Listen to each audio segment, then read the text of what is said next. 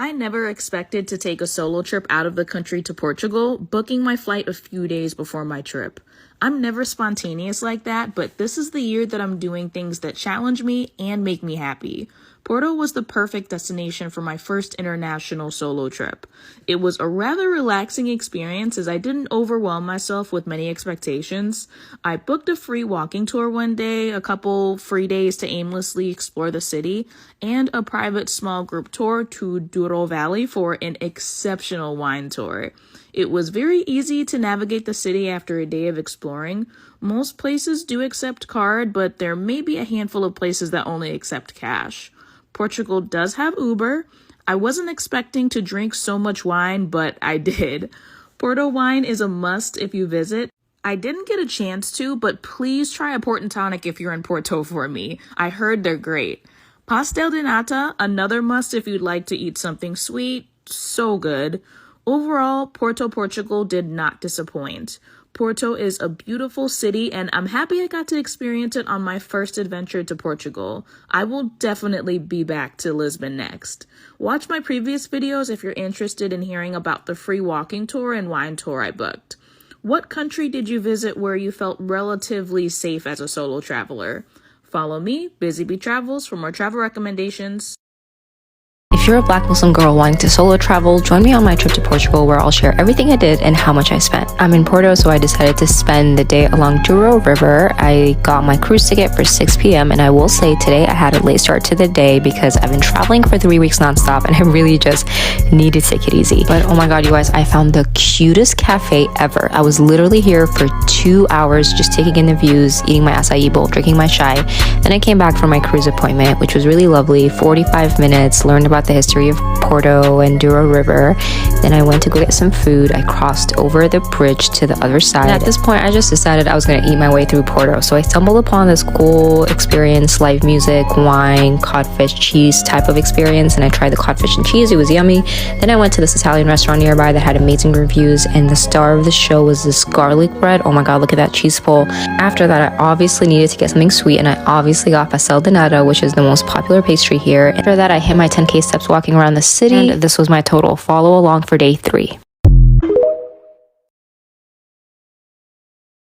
Come with me to take a train from Lisbon to Porto. This is my first time in Europe and I'm already loving the convenience of the public transit system. It makes city hopping a breeze. During my time in Lisbon, I stayed up past 6 a.m. every day, so this 3-hour train ride was the perfect opportunity to catch up on some sleep. We finally arrived in Porto. Our first stop in Porto was Honest Greens, Portugal, a farm-to-table sustainable gem. It was awesome. We checked into our home base for the next 2 days. I absolutely love the organic modern feel and interiors of this place. I would live here in a heartbeat. My friend Denora is so inspiring. She was working while we settled in. This is your sign and also mine that you can work from a beautiful country if you work remotely. Porto gave us wellness and self-care vibes, so our first night we decided to have a girls' night in and recover from all the fun we had in Lisbon. The next morning we were able to catch the sunrise. We had a really great view. We were actually able to see 1 out of the 6 bridges that are in Porto. My friend Denora and I needed some coffee, and I've been on the hunt for pastel de nata.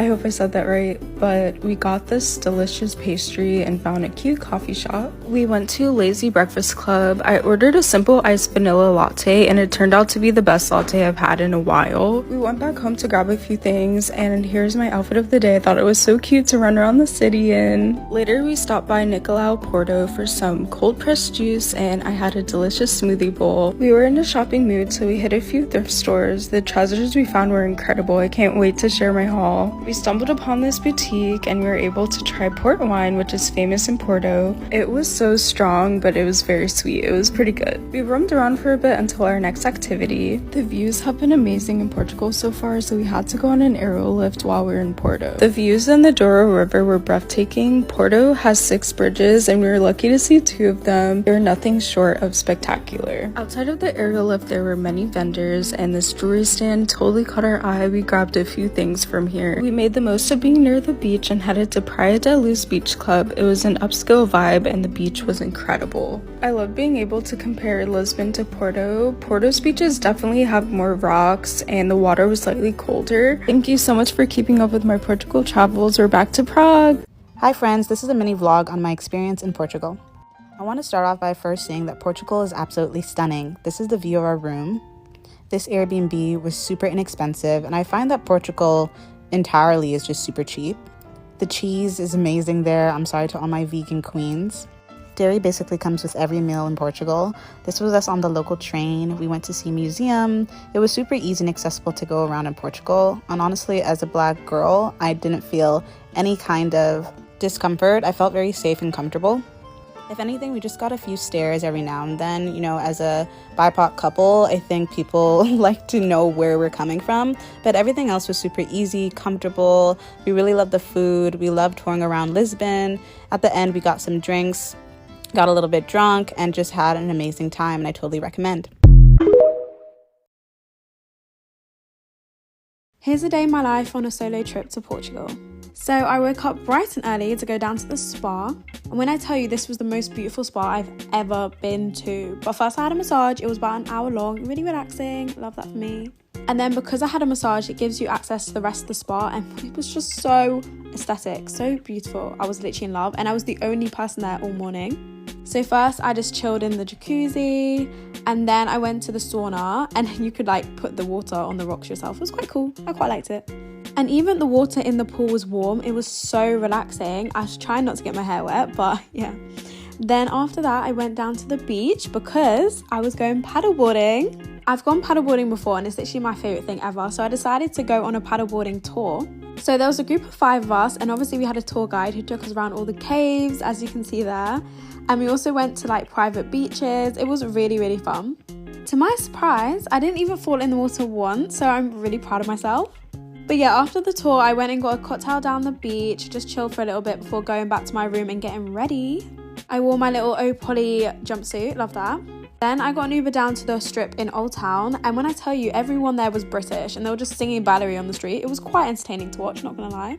Got some ice cream, got a little cocktail, then walked down to the beach, and yeah, it was the most peaceful place because there was like no one there, and then called it a night.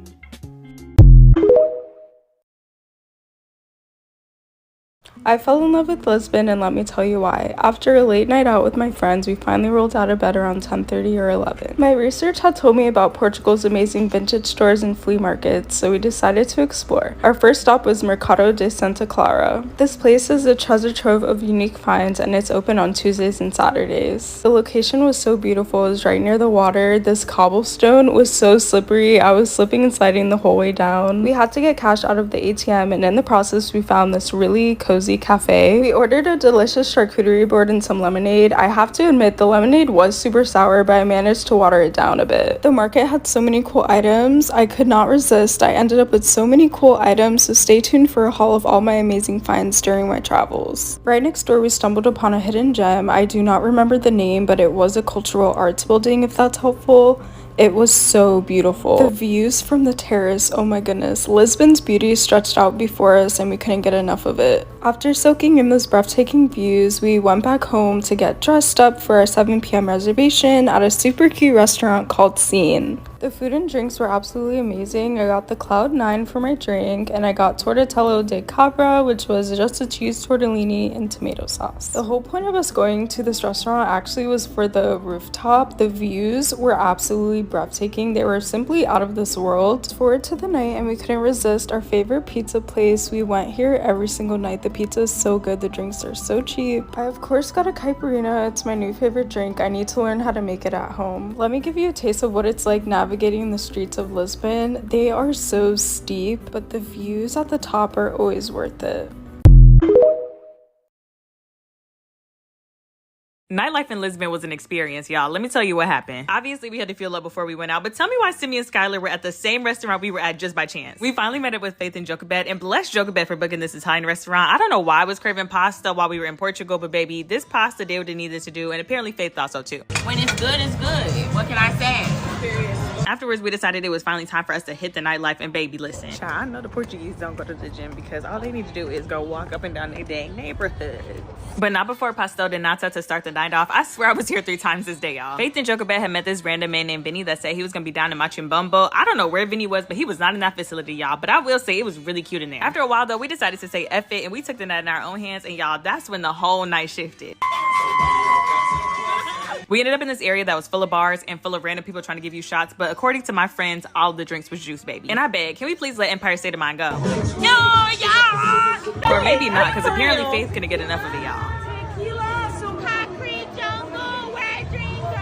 Now, by this point in the night, I think we had been to like 10 bars, y'all. We was really trying to suss out what was good. I feel like this was probably the cutest and coolest one we went to. And somehow we ended up at this empty hookah lounge, but they was having a ball, y'all. And I need y'all to come back for the next part because I have to tell you about the most princess core hotel I've ever seen in my life.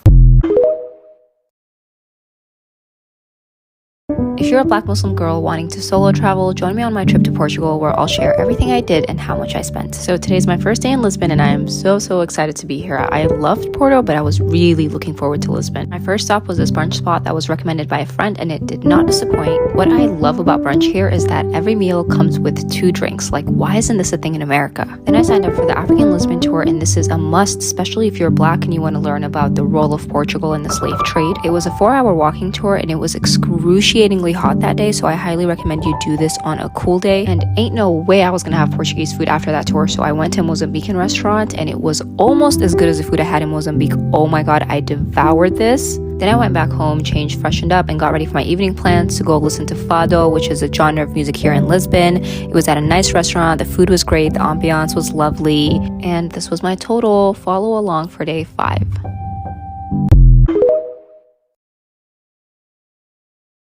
I made some big mistakes when I was in Lisbon, so I'm going to share them with you so you don't have to be like me. I should have stayed in the yellow circle, guys. Like, honestly, it doesn't look like a big area, but when you're walking in the heat and up hills and upstairs all the time, like this and this, it makes such a difference. Not increasing my cardio. Like, honestly, there are stairs everywhere. The whole city is built on a 45-degree angle, so you just need to get used to the fact that you turn a corner and boom, it's going to be on an incline. You're walking up loads of stairs or you're walking up the hill. Not having some cash with me. I had a really nice ride in this tuk-tuk and then realised that he only accepts cash at the end of the journey. So yeah, don't be like me and enjoy Lisbon. So did no one want to warn me that solo travelling is addictive? Because this is my second solo trip in the last 2 months. My first one was last month. So yeah, come with me to Albufeira in Portugal. I forgot to check in online, which is kind of annoying, so I had to check in at the desk, but it was fine because I had so much time before my flight, so I got to chill and eat food. Imagine, I thought I was the first person to board the plane. It turns out I was actually the last person. It was so embarrassing. The flight was actually really quick. It was only 2.5 hours. I hardly even got a nap in. As soon as we landed in Faro, I realised that my water bottle had leaked in my bag and everything was soaking. And then this was the queue for the passports. At what point can we reverse Brexit? Because this is not even funny anymore.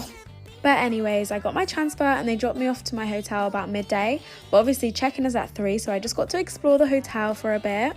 This hotel was absolutely beautiful. They had this gate at the back which leads down to the beach, so I got to chill there for a bit.